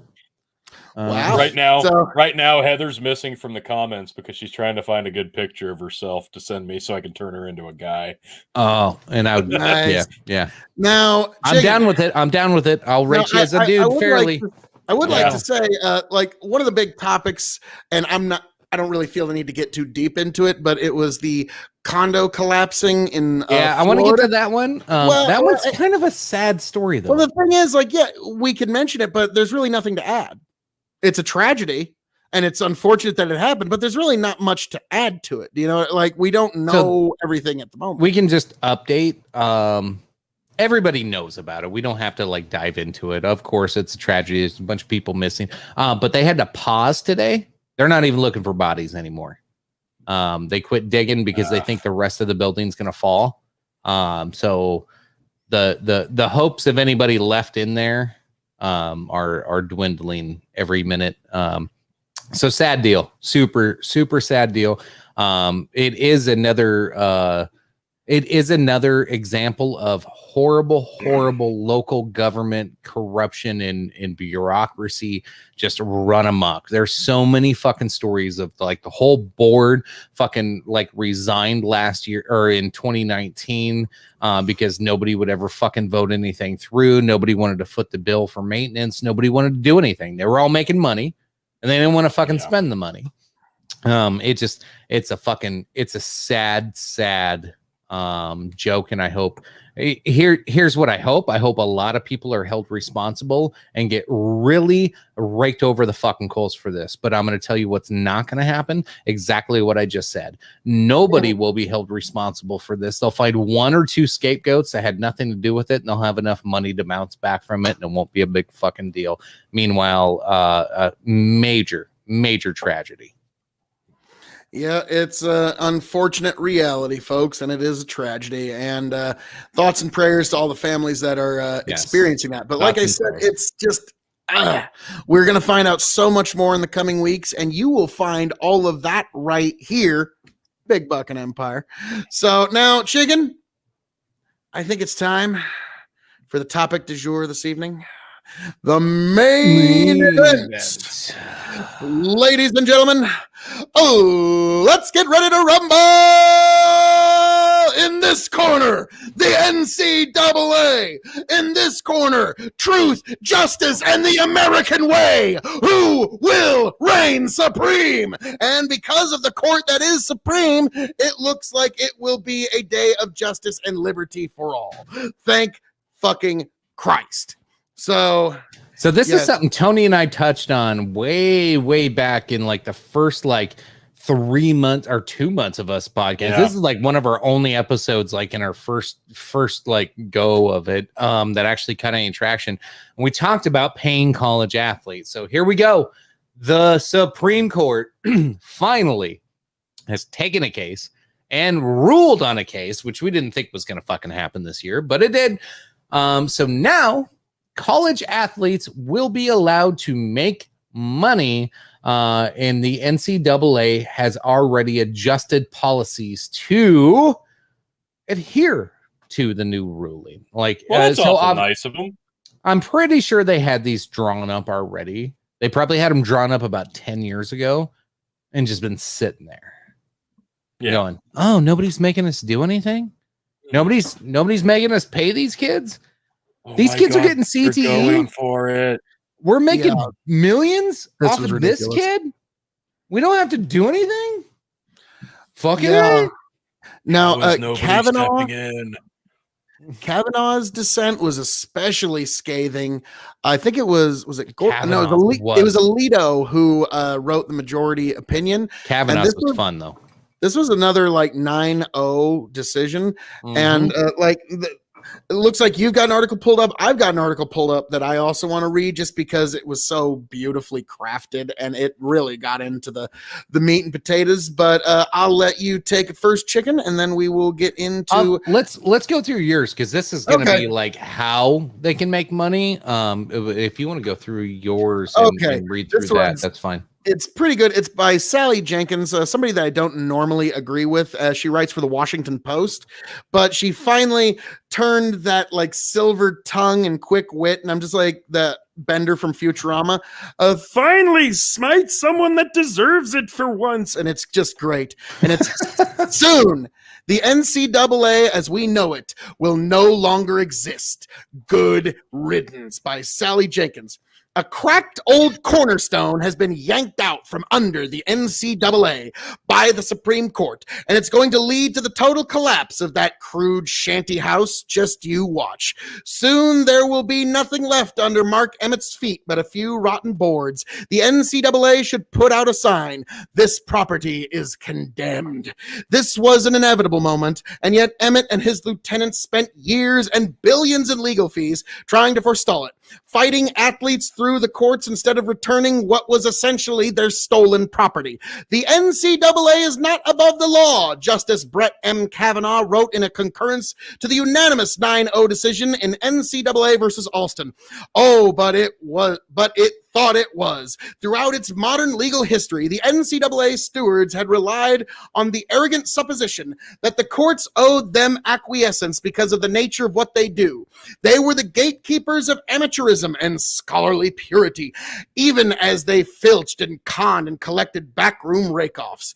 In sentence after sentence, phrase after phrase, the highest court left the NCAA unhoused and naked, with nothing but its pretensions.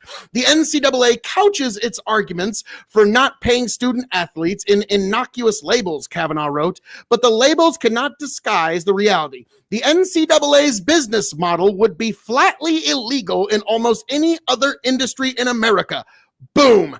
Pants around ankles. That sentence is sure to lead to a blitz of litigation. So is this one from Justice Neil M. Gorsuch in the majority opinion. Put simply, this suit involves admitted horizontal price fixing in a market where the defendants exercise market control. Flatly illegal and price fixing. Those are big words for what the NCAA thought was a narrow little case. Alston was, on its face, simply about whether the NCAA could enforce rules limiting certain education-related benefits, such as graduation scholarships. But the Supreme Court went broad, and in doing so, it kicked the legs out of every legal argument the NCAA has been using to defend its illegal behavior in other cases, especially those brought by athletes to reclaim their name, image, and likeness, which are still in the lower courts. And we got more on that later.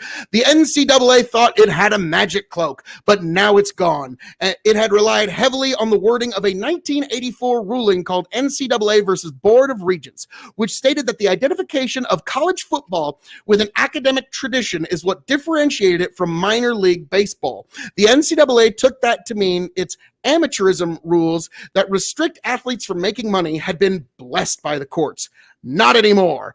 Here is Kavanaugh retracting that blessing. Quote, stray comments from regents, he wrote dismissively as if the NCAA were an alley cat, did not amount to a defense. He summed up the circular logic the NCAA has been foisting off on the court for years. Quote, the NCAA says that colleges may decline to pay student athletes because the defining feature of college sports, according to the NCAA, is that the student athletes are not paid. Kavanaugh put that in its properly ludicrous context. Hospitals cannot agree to cap nurses' incomes in order to create a purer form of helping the sick, he wrote. Movie studios cannot collude to slash benefits to camera crews to kindle a, quote, spirit of amateurism in Hollywood. For far too long, the NCAA has long shielded its compensation rules from ordinary antitrust scrutiny with that sort of nonsense, Kavanaugh wrote. Gorsuch, too, attacked the NCAA's reasoning as a request for privileged status. It demanded a sort of judicially ordained immunity from the terms of antitrust laws for its restraints of trade, that we should overlook its restrictions because they happen to fall at the intersection of higher education, sports, and money. We cannot agree, he wrote. The magic cloak has been torn away. In its place are the bare knees of Emmett and his lead counsels, and a lot of questions. How will allowing athletes to benefit from their names, images, and likeness affect overall revenue for athletic departments? What will the effect be for athletes in smaller sports? Will there have to be salary caps to preserve competitive balance? Is there really any such thing anymore as illegal recruiting, since the NCAA's own rules have been found to be outside the law? Those questions will have to be answered by natural market forces or by state and federal legislation. What's sure is that they will no longer be answered by a profit-hoarding bureaucracy that used capricious rule booking and moralizing on purity of amateurs as cover for their predatory business practices on the backs of students. We're thrilled, Steve Berman, one of the winning attorneys, wrote via email. The NCAA can no longer argue that it's entitled to deference other businesses don't have. The NCAA has become just another bad corporate actor. The inordinate power it had is gone, and you can hear the splintering. What will replace it? something better. The courts rightly recognize that college athletes still have to be enrolled and in good academic standing. It was still a fallacy always that's curbing the NCAA's runaway power would somehow make the system more impure than it already is. In fact, it will make it more honest, more direct, straighter. And finishes up here, how to rebuild. Here's the first brick. A person's natural born name and attendant economic rights inherently belong to them and not the NCAA. Start with that cornerstone. Everything else that comes after that will be solid and make a lot more sense from now. And I will repeat that line one more time. How to rebuild? Here's the first brick. A person's natural born name and attendant economic rights inherently belong to them and not the NCAA. And with that, I yield back. Fan-fucking-tastic reading there. What was the source on that, Phil? That last line was fucking perfect. Washington Post. Sally Jenkins. Thank you. Oh my God, Phil's a fan of WAPO all of a sudden. Well, like I said, I've never liked her opinions, but I've always loved her writing style. It's just so. She is a very good writer. Yeah. Woo. So. Anyway, this has been a long time coming. This is something okay. Before we ever thought of podcasting, like I remember Tony, I remember me and you playing NCAA football, and it was back. Oh God, what was the guy's name? He ended up going to Arizona State. Was it Sam Keller? Yeah, Keller. Sam Keller. That was kind of like the start of the controversy for Nebraska fans, at least. Like it wasn't we were the first team that had a high profile quarterback that bitched about this. Yeah, I can't remember the lawyer's name, but he basically came to him and said, "Hey, I think you got a real case here. Let's run with this." And the whole argument they put him on the cover of NCAA football's game, and if you look at the stats and you look at the player stats, the descriptions of each individual player, even though they were just QB1 or wide receiver 3, it didn't matter. They looked like them physically. They had the same statistics that they were clocking. Yeah, the attributes were all lining up. All you had to do eventually was just go onto eBay, pay $1, and somebody actually would go in manually and put all the different names for every different team in. For $1, you could download that, and you could have the actual player names on the actual player. But since the game came out with just, quarterbacks 3 and running back 2, it did, okay, we don't have to pay them, even though that likeness is there. His big argument was because he had a visor on his helmet as a quarterback that really stood out. So that was his big argument. So that was they were infringing on his gimmick. It was the height of NCAA football, the video game, because it was outselling Madden at the time, if I'm not mistaken. Like the college football fans are so loyal. Like I didn't fucking care about Madden. I wanted the NCAA game, right? And then like I would never take my team to Madden. Madden sucks. Madden sucked forever. Madden hasn't been good since fucking like 2004. If even then, like the small improvements that every time you give a game to EA Sports, are getting paid plenty already. Yeah, they're getting paid plenty, but EA Sports does like zero from. I'm a year WWE 2K player. Tell me about it. Yeah, like they make zero improvements to the game. Zero improvements. Yeah. Like, and now that 2K is gone, step backwards in 2K's case. And well, in 2K, like fucking, they're gone for a few years for like NBA, and it was a fucking horse shit whole scenario video game. So sorry, we're nerding out on video games on you guys, but like this was a big deal. And a lot of fans were buying these. We're buying these games at $60 a piece. And imagine your son grows up, kicks some ass in high school, goes to a prestigious college like Nebraska or USC or Notre Dame or, a big time school, and their fucking image is on the front of a $60 video game that sells over 1 million fucking copies. And you don't get a penny? I'm looking it up. Like, what the fuck? Now here's the bigger question, guys. This one, this Supreme, honestly, the other day I was saying, in 5 years, football is going to change. Actually, I think I was right, but for totally wrong reasons. Right. In 5 years, there's not going to. Why have an NCAA? What's the point? Their whole purpose was to try and.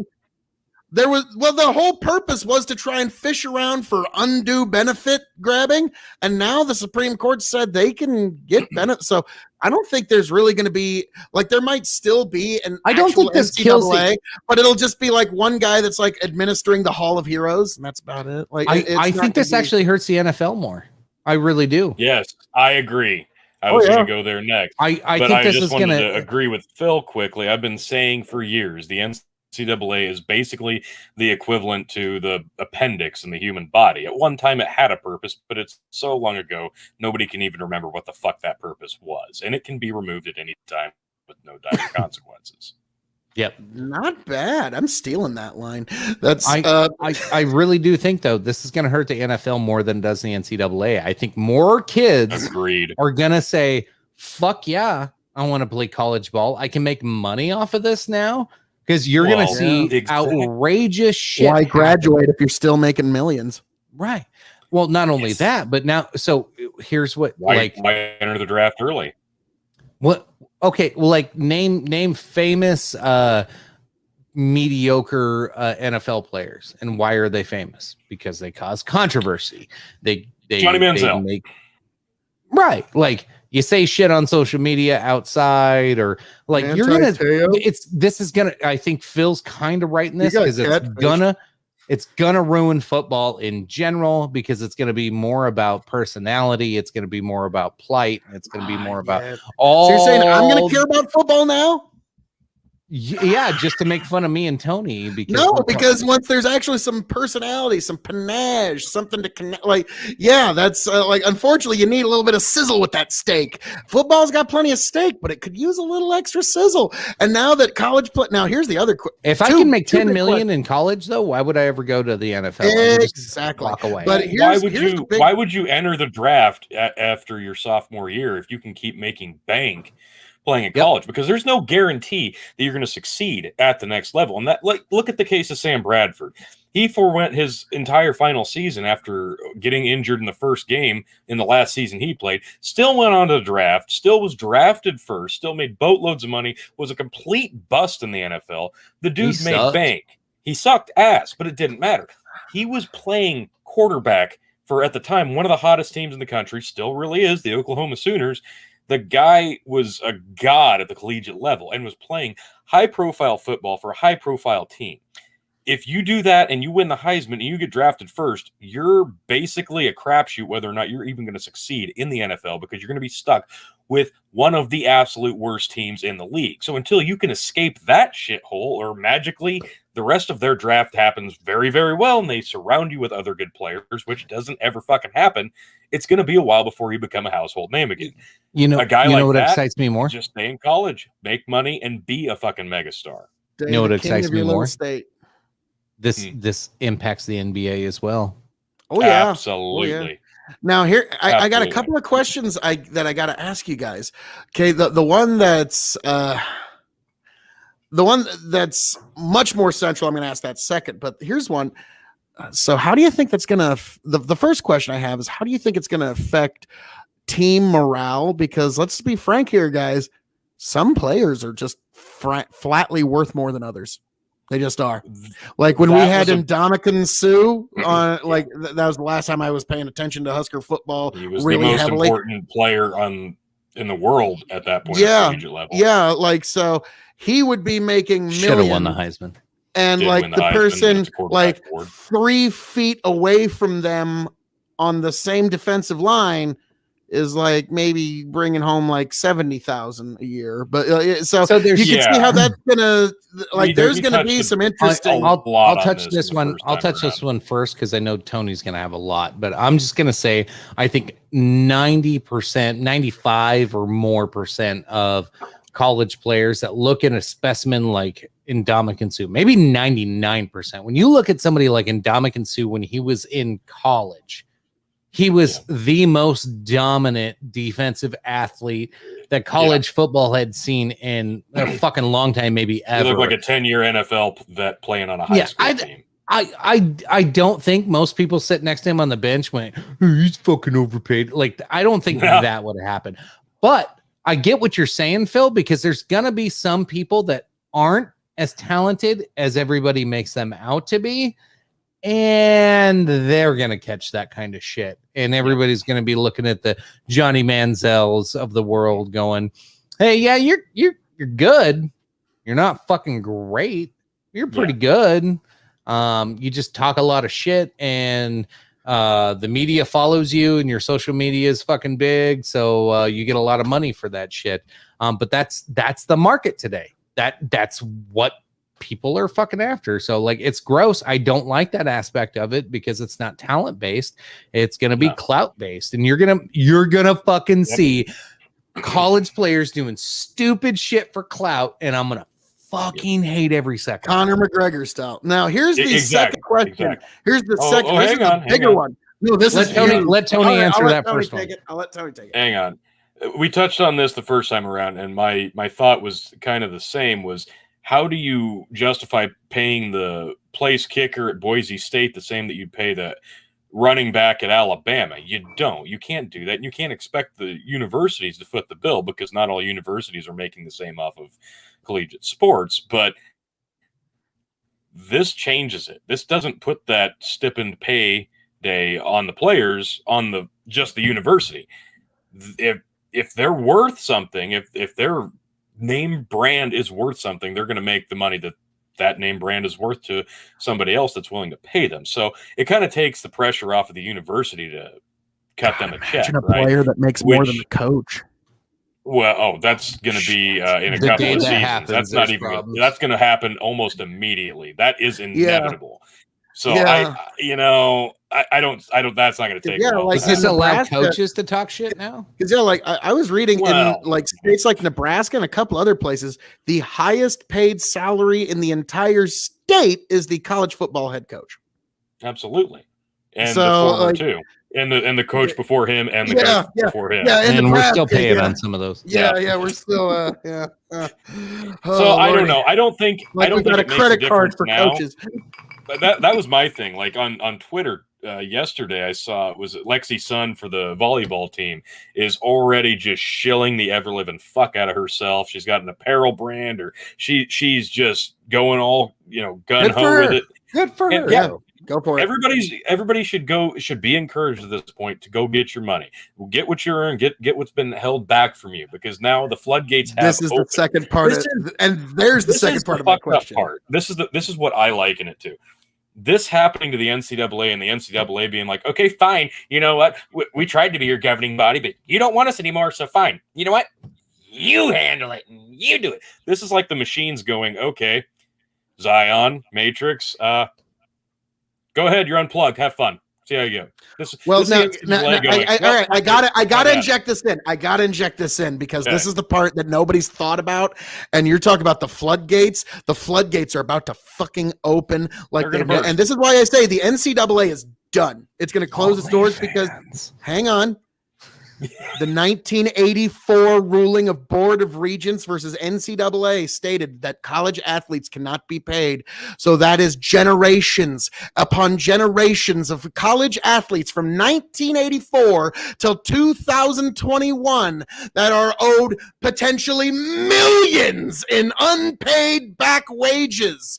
And so, yeah, that's the end of the NCAA. They're going to have to declare bankruptcy, close their doors. That's it. They don't have $1 million to give to everybody who was a collegiate athlete from 1984 to today. So that's it. They're folding their doors. The minute when they file that suit, it's done. He's going reparations on us. Okay. That's the funny thing. I'm not going reparations. I'm going back wages, unpaid back wages. So that's every athlete, every single one of them from 1984 to now has a legitimate claim of I am owed money.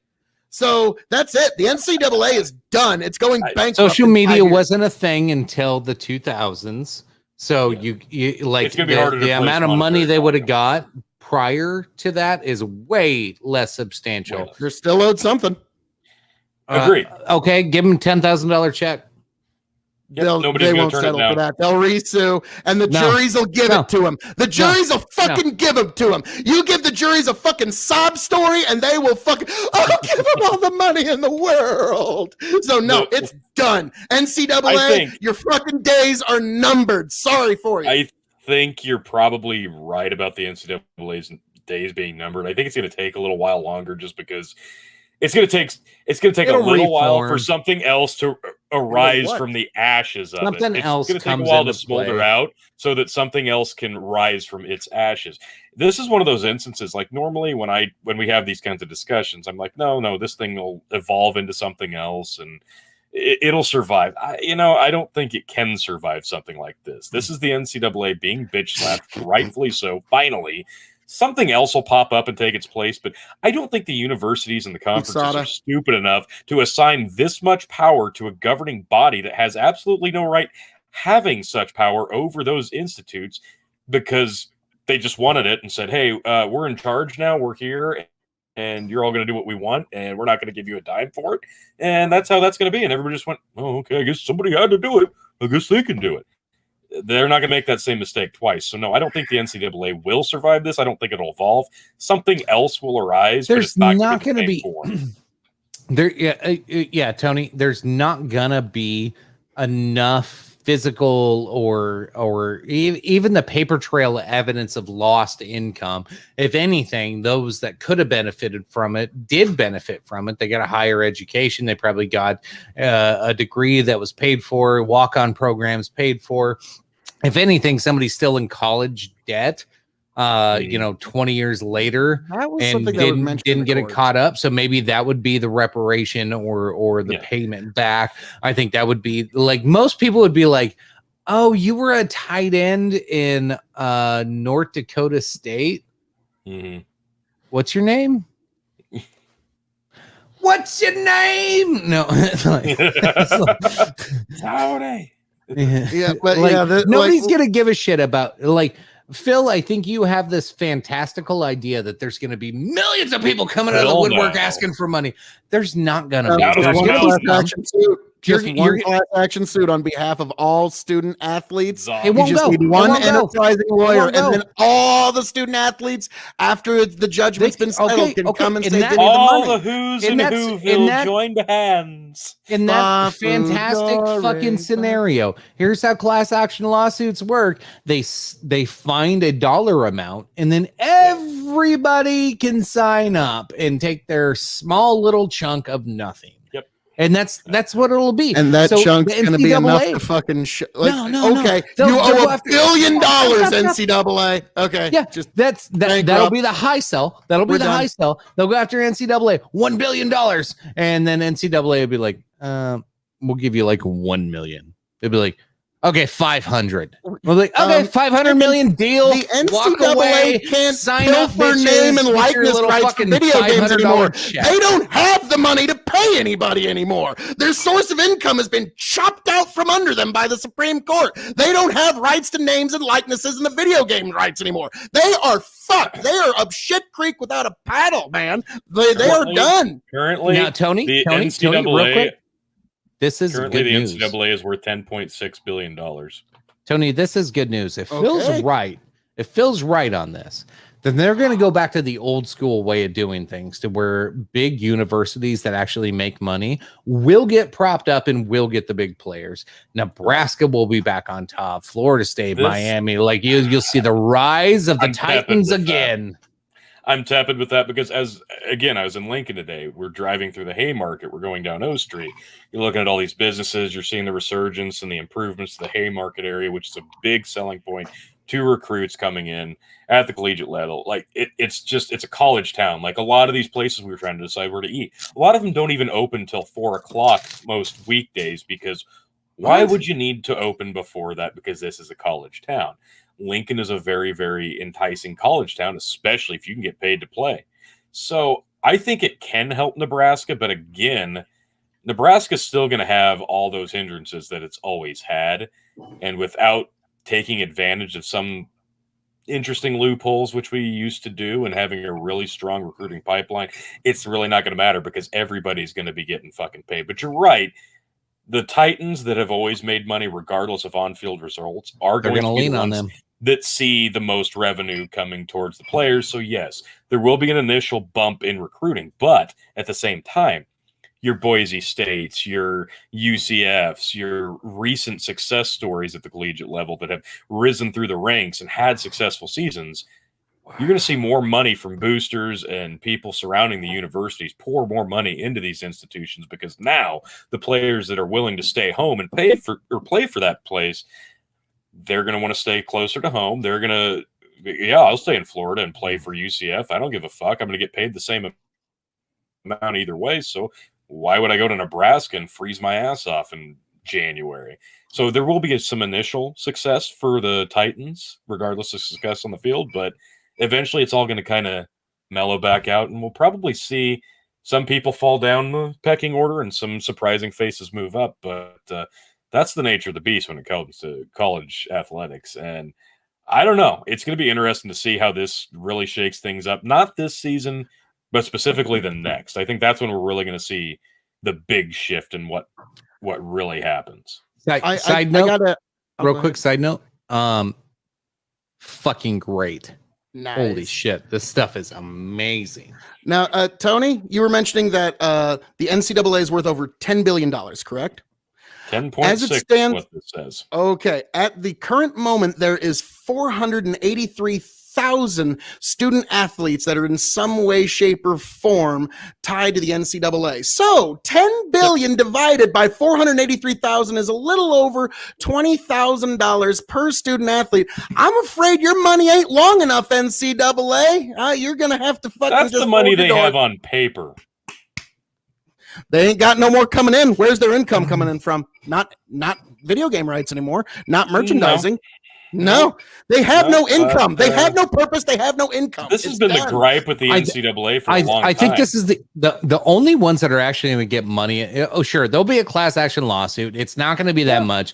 People might get a few $100 fucking bucks here and there, maybe 1,000 here and there, fucking whatever. The ones that actually stand a chance are the people like the ones that were on the fucking cover of the video game. That's an actual fucking reasonable lawsuit to go after, because $60 a video game that sold 1 million copies, that's 60 million fucking dollars that my likeness did not get a percentage of. I'm not saying I get 60 million, but hey, give me like 1 million of that. Like, that would be fucking cool. Like, at minimum, like the Supreme Court says that's your labor and that's your right. So that 60 million those are going to be the ones that chop away at. Those will be the ones that chop away at them. I think the NCAA is just going to file for bankruptcy so they can just hang on to as many assets as they can. They'll get a government bailout. And Joe Biden will be like, I was just thinking this is going to be like the airports getting a government bailout. I like football and shooting hoops. I shaved football. Somebody rub my leg at the basketball court. Yeah, Biden will think I shaved football by making the NCAA too. Basically, like it's yeah. So, but that's pretty much it. I know this is like it's jarring for some people that this is so sudden. Bad dude. Very bad dude, but it's so jarring because the NCAA gained its power in 1984. I was born in 1985. This institution has held power literally our entire lives. And so it's so difficult to think of a world without the NCAA, but it's here. It's coming. The Supreme Court's already said it's done and dusted.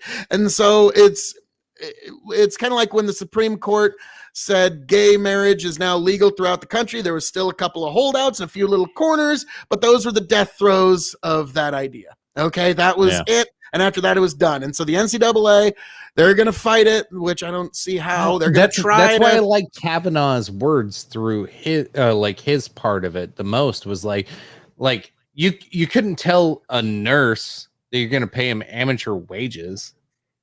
Like, oh, we're not going to pay you because you're not a pro. You're not a pro. Yeah. We're just not going to pay you. Like, and that's the spirit of amateurism.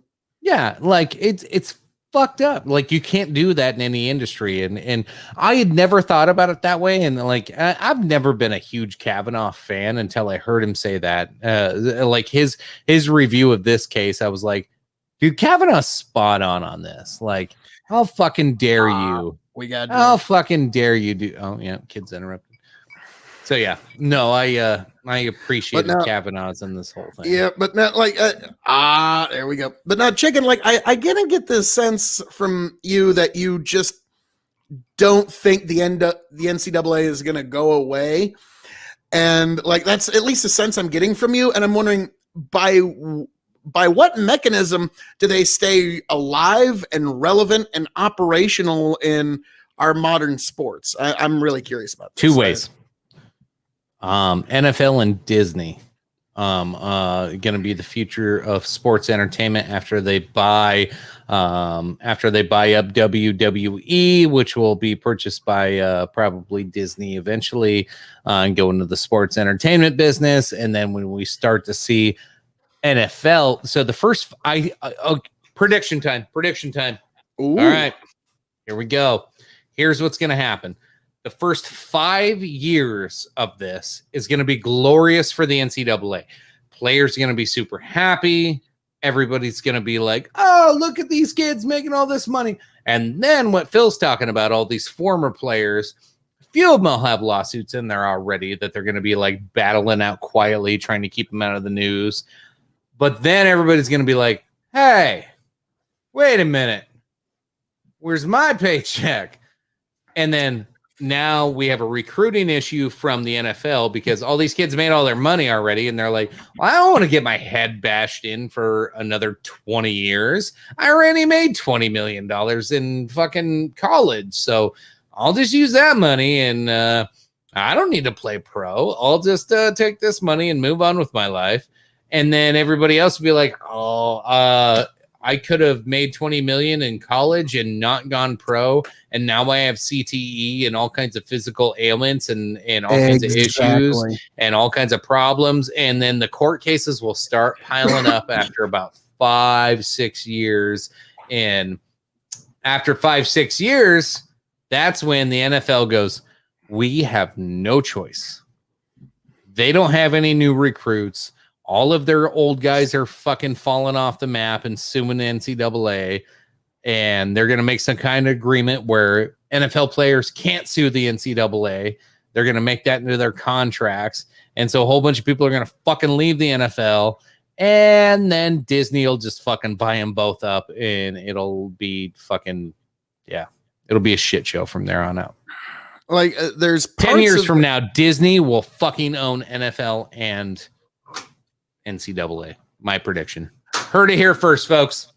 You know, yes. I could see the Disney thing, but I just don't think it's going to happen on a timeline fast enough for. It's got to happen fast. The NCAA. Well, there ain't no, like, Disney doesn't have to buy the NFL tomorrow. There's not enough money to sit around on. To your point, Phil, there's not enough money.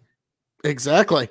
The NCAA ain't got enough. That's going to get hyperinflation we're looking at. Like, businesses aren't looking at long investments. They're looking at short-term, quick fucking turnarounds. And long investments aren't a thing at the moment with the inflation possibilities. Because, like, yeah, if I put $10 million into Phil today, Phil might only be worth like $2 million in 20 years. So, because of inflation. So, and Phil's not even listening to me right now. Let's go to the chat while I pour a drink because I'm all alone right now, and that's weird to me. All right. What do we got? I had to let my pupper out. He was giving me the I need to go potty look. Oh, we're not talking about basketball. I see how it is. No, well, it'll be the same in basketball. NBA's got way. I don't know who's got more money, NBA or NFL, but I think it's going to be the same story. I think you have actually the roster on. Here's the problem with football is I think you're allowed a much higher player roster in football than you are in basketball. So you have potentially more people to pay out in football than you do in basketball. And the damage you receive playing football is much higher. The health risks are much higher. And the long-term damage is much higher. Basketball, honestly, like there's going to be some money coming out of that and that being a problem, but nothing like football. Football will be the death of the NCAA. I agree with you, Phil. Damn it. Cheers.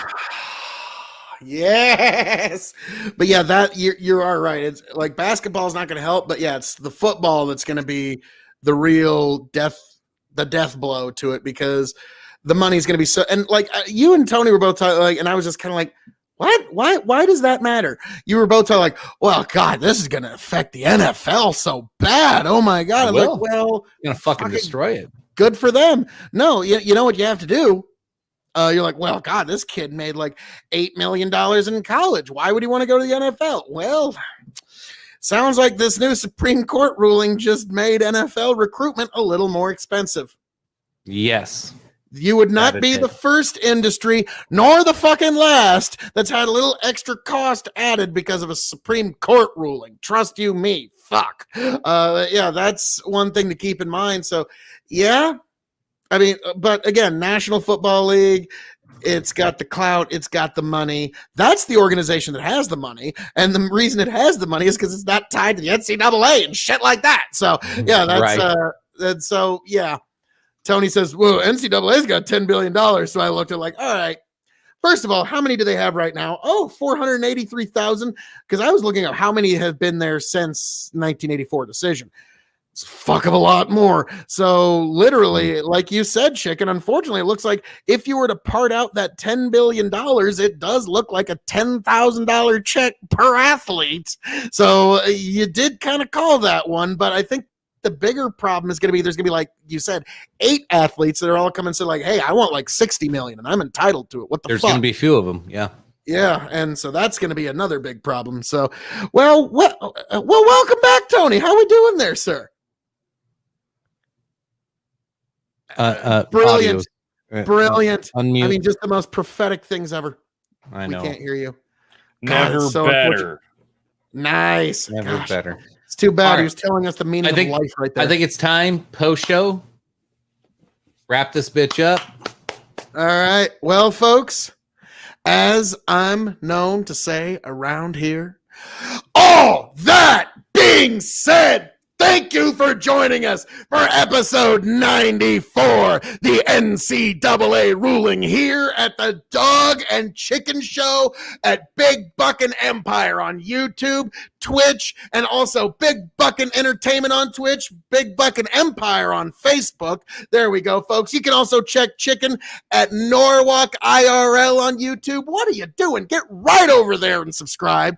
You can also catch me, Phil KOE, at KOE Nation on YouTube and Twitch. That's KOE Nation at YouTube and Twitch for all of your KOE content. And tomorrow, the Rye Tournament brackets drop, folks. You are going to get to see the beginning of the Rye Tournament tomorrow. KOE Nation, 4 o'clock. Be there, YouTube. And then once that has all concluded, and once you have subscribed there, you head right on over to Revolutionary Wrestling Podcast on YouTube, RevRes Pod on Twitch, and also on Twitter, and also Revolutionary Wrestling Podcast on Spotify. Yes, the current reigning defending champion Chicken will be defending his championship against one Phil KOE and Tony G at the next pay-per-view headed by WWE. So, folks, be there, but every last one of you, raise a glass to yourselves. Thank you for being here. Thank you for joining us. I want all of you to make it back here, Big Buckin' Empire, happy, healthy, much the wiser, so we can enjoy and go over this amazing journey we call life. God bless every last one of you. Chicken, Tony, take it away. Cheers, folks. Tony, round us out. I'm good. No, a lot Happy of good birthday, talk bro. here tonight. Thank you. Drink. Appreciate it. Happy birthday, Tony G. Halfway to 70 feels amazing. And yes, I agree, Yanked Up. Stop the steal from Tony. This bullshit and the You tyranny must has go gone on far too long. It's time. Can't steal for anything he doesn't have. 2021 to become Tony G's year, and that starts at the next event. RevResPod, YouTube, Spotify. Folks, I'll catch you there. Awesome. Yes, as always, yeah. folks, appreciate you. Next week, pre-recorded, as always, on Thursday. Even shows episode 96, 2 weeks from tonight, right here where you're watching us. You can see episode 96 of the Dog and Chicken Show. We will be live. We will be drinking, and we will be talking shit. Until then, folks, as always, as Phil's known to say his thing, I guess I got my thing. Appreciate you. Love you. Bye. And see if it just smooths itself out. Get back, tell you what I'll do. If I ever get back, I promise to refabricate you. Raging rivers of gold. That's what the brochure advertised. And now we're lost. We gotta take it down. Let you down slow. It's hard to survive.